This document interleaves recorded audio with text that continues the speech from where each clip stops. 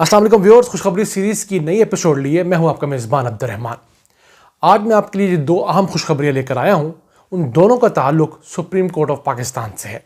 पहली तो ये कि सुप्रीम कोर्ट ऑफ पाकिस्तान ने बहरिया टाउन से 57 अरब रुपए रिकवर करवाकर अपने बैंक अकाउंट में जमा करवा लिए हैं। ये एक बहुत बड़ी डेवलपमेंट है। इतने बड़े माफिया से पैसे रिकवर करवाना कोई छोटी बात नहीं। जबकि दूसरी ये कि सुप्रीम कोर्ट ऑफ पाकिस्तान ने ही वफाकी हुकूमत को ऑर्डर किया है कि वो एक माह के अंदर अंदर ये फैसला करे कि उसे मज़ीद 120 एहतसाब अदालतें बनानी होंगी ताकि करप्ट अनासिर को तारीख पर तारीख ना मिले और 3 माह के अंदर इन तमाम केसेस का फैसला हो सके।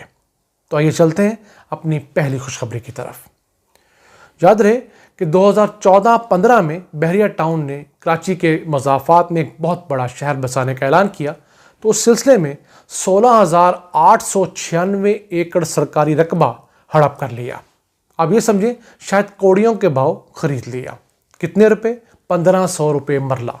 और उसको बेचा कितने में? 5 लाख रुपए मरला उस ज़मीन को बेचा। चूँकि जरदारी साहब और उनकी तमाम काबीना इस चीज़ में उनके साथ शामिल हाल थी, इसलिए इस तमाम रकबे का सिर्फ 4.25 अरब रुपया देकर उसको हड़प कर लिया गया।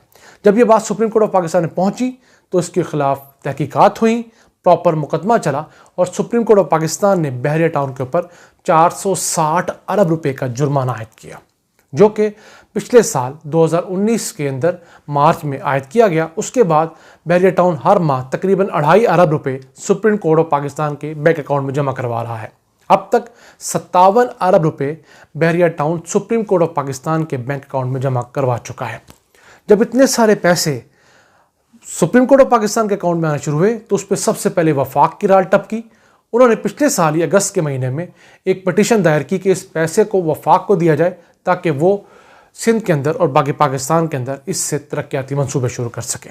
उसके बाद सिंध सरकार कहाँ पीछे रह सकती थी? पैसा हो और सिंध सरकार पीछे रह जाए। उन्होंने भी पटिशन दायर कर दी कि जनाब ये पैसा चूँकि सिंध से रिकवर किया जा रहा है, इसलिए इसकी तमाम जो जिम्मेदारी है सिंध को दी जाए, हमें पैसे दिए जाएं ताकि हम इसमें से कुछ मज़ीद खाने की कैफियत में पोजीशन में आ सकें। ये तो मैं ज़ाहिर तफल्लुन कह रहा हूँ, उनका मकसद यही होगा जो उनकी रेपो है। उसके बाद हुआ क्या? सुप्रीम कोर्ट ने इस पर तमाम डेलिब्रेशंस की और उसके बाद एक फ़ैसला ये दिया है लेटेस्ट कि इस पैसे को ना तो वफाकी हुकूमत इस्तेमाल करेगी और ना ही सूबाई हुकूमत, बल्कि इस पैसे को एक कमीशन इस्तेमाल करेगा जो कि सुप्रीम कोर्ट ऑफ पाकिस्तान के एक रिटायर्ड जज के ज़ेर निगरानी काम करेगा और उस जज का ताल्लुक भी सूबा सिंध से होगा। ये बड़ी अहम डेवलपमेंट है। उसके अलावा इस 11 रुकनी कमीशन के अंदर वज़ीर आला सिंध और गवर्नर सिंध भी शामिल होंगे। इसके अलावा एडवोकेट जनरल सिंध और अटॉर्नी जनरल ऑफ पाकिस्तान शामिल होंगे। इसके साथ फाइनेंस के लोग हैं और 2 अहम जो समाजी शख्सियात हैं, जैसे अब्दुल-सत्तार ईदी साहब हुआ करते थे, इसी तरह बाकी कोई से 2 अहम जो सोशल वर्क के लोग होंगे, उनको supreme court of Pakistan nominate करेगी। वो 11 रुकनी टीम इस पैसे को खर्च करेगी सिंध के अंदर। और ये पैसा जो इस वक्त जारी मंसूबे हैं सिंध के अंदर, उन पर ख़र्च नहीं हो सकता। यानी कि जो स्कीमें पीपल्स पार्टी बना चुकी है उन पर खर्च नहीं होगा, बल्कि नई स्कीमें बनाई जाएंगी।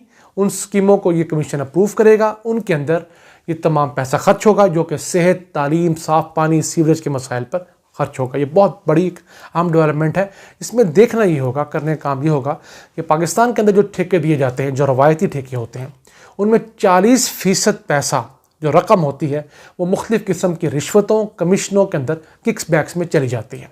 अब सुप्रीम कोर्ट के जो भी जज साहब इसको सुपरविजन करेंगे, हमें उम्मीद है वो बहुत ईमानदार होंगे, लेकिन इसके साथ साथ उनको TOR जैसे बनाने होंगे कि ये तमाम पैसा इंतहाई ट्रांसपेरेंट खर्च हो और कमीशन में बिल्कुल ना जाए, क्योंकि कमीशन जो किकबैक्स में चला गया तो उसमें से 40% हिस्सा वो तो खाया पिया जाएगा। आप समझ लें कि 100 अरब रुपये से ज़्यादा तो रिश्वतों में चला जाएगा। तो अगर इसके ऊपर स्क्रूटनी टाइट रखी जाए, जो हम उम्मीद करते हैं सुप्रीम कोर्ट रखेगी, तो 100 अरब रुपये से ज़्यादा रकम लोगों के ऊपर खर्च होगी, उनकी ज़िंदगियाँ, सिंध की ज़िंदगियाँ बन सकेंगी। इसके अलावा एक और रिकवरी भी हुई है, वो एहतसाब अदालत के अंदर हुई है बहरिया टाउन से। बहरिया टाउन ने तकरीबन 10 अरब रुपये वापस करके प्री बार्गेन करके ख़ुद को बचा लिया है एक बहुत बड़े केस से। वो मलिक रियाज के जो दामाद हैं ज़ैन मलिक, उन्होंने एक प्री बार्गेन की, जिन्होंने एक रिश्वत देकर कराची के अंदर एक बहुत कीमती जगह खरीदी थी। वो भी आपको याद होगा जाली अकाउंट्स केस के मुतालिक वो थी। उस सिलसिले में एक बहुत कीमती प्लॉट का लेन देन हुआ था। उसके एवज तकरीबन ₹10.25 अरब प्ली बार्गेन करके पैसे अदा करके उसकी किस्तें करवा ली गई हैं, कुछ पैसे अदा कर दिए गए हैं और वो पैसे भी बहरिया टाउन ने अदा करना शुरू कर दिए हैं। इससे पता चल रहा है कि पाकिस्तान के अंदर अब कानून की हुक्मरानी पुख्ता हो रही है। अगर बहरिया टाउन जैसे बड़े माफिया से पैसे निकलवाए जा रहे हैं और मलिक रियाज के नुथनों से पैसे निकलवाए जा रहे हैं।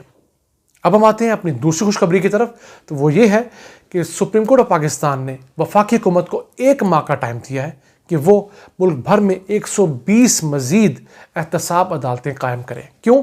इस वक्त मुल्क में सिर्फ 25 एहतसाब अदालतें हैं, उनमें से भी सिर्फ तकरीबन 20-21 में जजेस हैं और बाकी 4-5 खाली पड़ी हुई हैं। देखा जाए तो 1250 केसेस हैं इन एहतसाब अदालतों में। एक जज के पास 60 से ज़ायद केसेस हैं।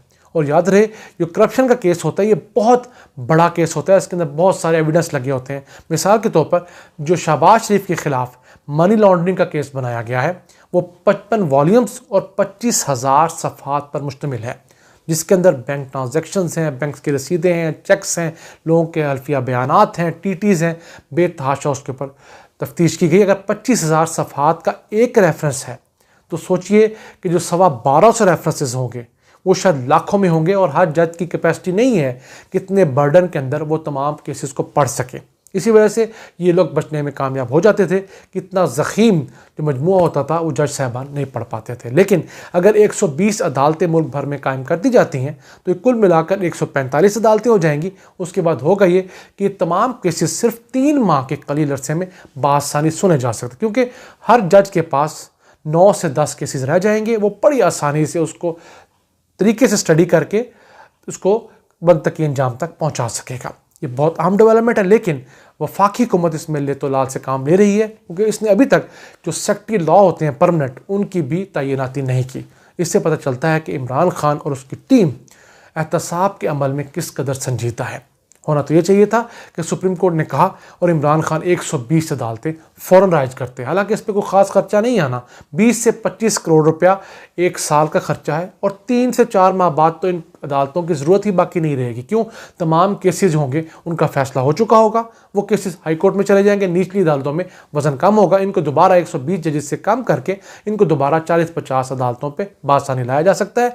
उन तमाम जजेस को आप लोअर जुडिशरी में भेज सकते हैं, क्योंकि वहाँ पर पाकिस्तान को 3000 जजेस की कमी है।